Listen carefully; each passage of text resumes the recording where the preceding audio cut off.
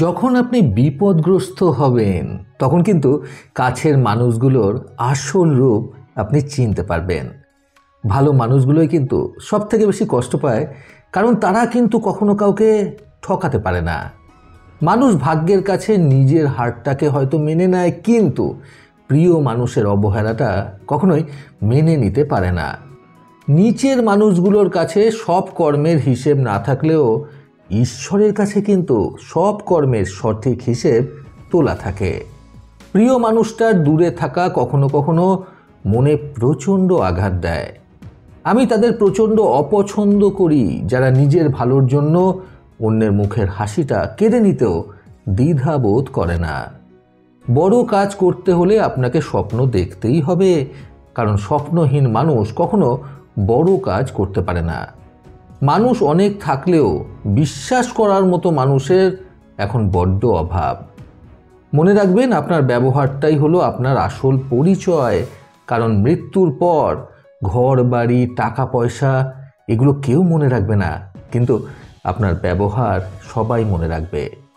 একটা মানুষ কতটা শিক্ষিত সেটা গুরুত্বপূর্ণ নয়, গুরুত্বপূর্ণ হলো একটা মানুষ কতটা চরিত্রবান।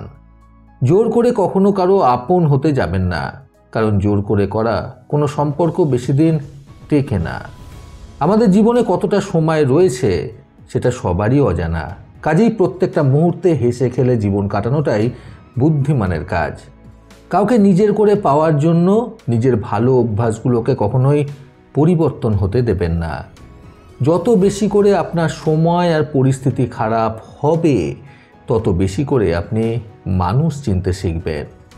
একটা ক্ষুধার্ত পেট যা শিক্ষা দিতে পারে, একটা ভালো বইও সেই শিক্ষা দিতে পারে না। দাসত্ব যখন কারোর অভ্যাসে পরিণত হয়, তখন সে নিজের শক্তি ভুলে যায়। এই সময় যে যত বেশি সত্য কথা বলে, তত বেশি সে একা হতে থাকে। যেখানে দেখবেন আপনার কোনো ভুল নেই, সেখানে মাথা নত করবেন না, আর যেখানে দেখবেন আপনার কোনো সম্মান নেই, সেখানে পা রাখবেন না। আমাদের জীবন শুরু হয় নিজের কান্না দিয়ে এবং শেষ হয় অন্যের কান্না দিয়ে। মাঝে শুধু থেকে যায় কিছু সুখ আর দুঃখ।